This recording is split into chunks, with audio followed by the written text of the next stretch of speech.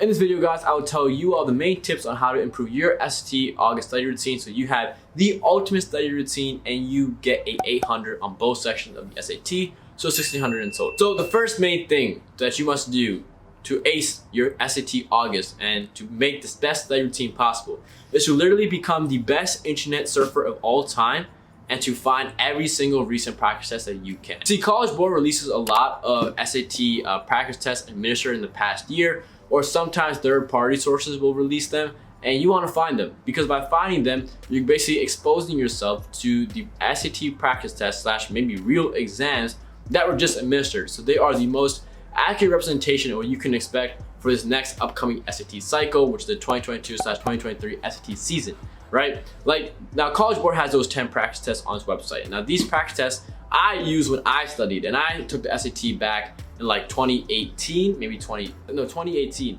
So that was a long time ago. That was 4 years ago. Those practice tests came out even further ago. So you don't want to use those practice tests that are so old. Now, of course, a lot of the patterns are the exact same on the SAT.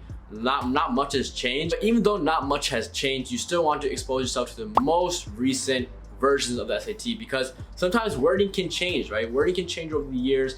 You know, certain problems might look a little different. So it's just a safer bet. And now once you get these practice tests, you want to take them, right? And once you take them, you want to see what you got wrong. You want to study your mistakes. And then you want to take them again, the exact same test, right? And you want to get everything right because that way you're reinforcing your mistakes, you're reinforcing your learning so you don't make those mistakes ever again. And now there's a big debate of whether you should do time tests or not time tests, right? Should you take the SAT slowly or should you pace yourself?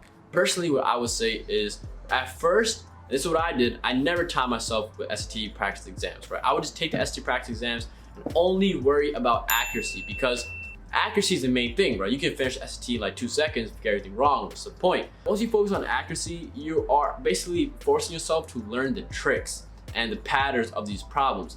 And by learning the tricks and patterns of these problems, you're getting a high score, a high accuracy for every single SAT section.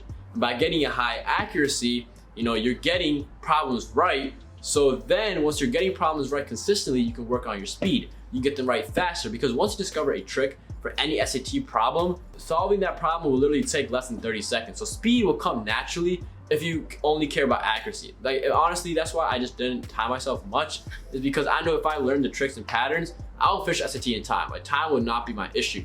But now at the really end, probably a week before my actual SAT exam, I did do like 2 time tests just to make sure that, hey, I am getting these tricks and patterns really quickly and I'm able to recognize everything and actually solve the problem with good amount of pace. And not much to my surprise, I was able to solve the entire math section in like 6 minutes. The reading section, I had like 10 minutes to spare. The writing section, I had like 10 minutes to spare. So, you know, you have time, right? So don't worry about it, just worry about accuracy. Now, my second main tip for the SAT August study routine is to make sure you practice reading questions better, right? Now, every time you take, you know, maybe a SAT worksheet or a practice SAT exam, you want to read the question thoroughly because sometimes, and this is a trick that the SAT does a lot, is sometimes the answer is basically within the question, right? Sometimes the answer is literally in the question. Like the first like maybe sentence of the question will have the answer, but students just usually skim the question and don't even realize that, hey, like this question kind of already answered and everything I need to know, so let me just do it. I remember this one specific question on the SAT asked like,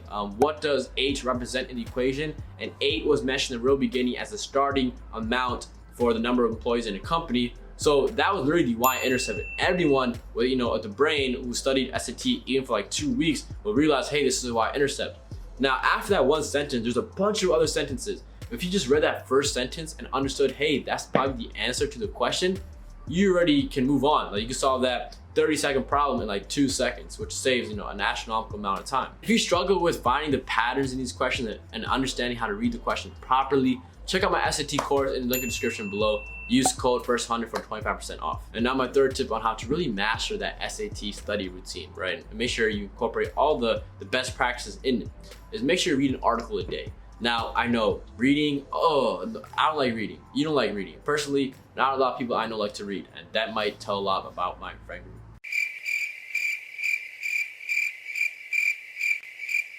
But reading is important. reading is honestly one of the most useful skills in the world, right? That's why everyone wants their child or their brother or their father or mother to be literate, because if you can't read, you probably can't enjoy life to the fullest. Now, what should you read and why should you read? Now, the thing is, in the reading comprehension, which is probably the hardest SAT, hardest section of the SAT, you're gonna have to read, and you're gonna have to be able to read quickly and actually understand what you're reading. And that might be a hard thing for a lot of people to do. That was a hard thing for me. So by prepping yourself, by just reading an article a day, like a news article or a sports article, any article that interests you, just read it every single day, okay? And you read like just the latest news of the day or something. And by doing that, you're exposing yourself to scholarly language, because you probably don't read a lot on your own.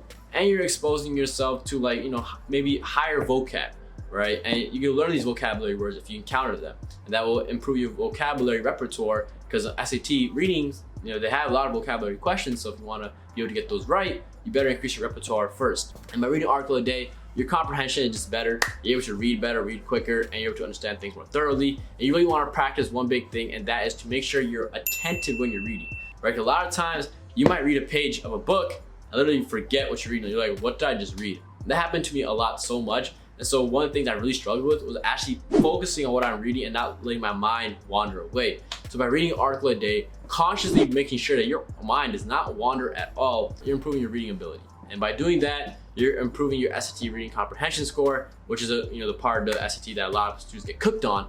So if you're not getting cooked on that, then you're most likely getting like a 1400 to 1500 plus, which is top 99 percentile score.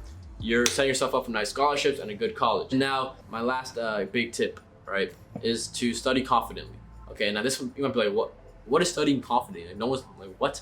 Now, I know no one's looking at you. There's no pressure when you're studying, right? But the thing is, a lot of students, what they end up doing is when they're studying, let's say they studied the math section, they're getting like 10 problems wrong on the non-calc section. It's like 50%. They're like, oh my God, I'm gonna fail. I can't do this. That's not what you should be thinking like. That's not the proper mindset to have.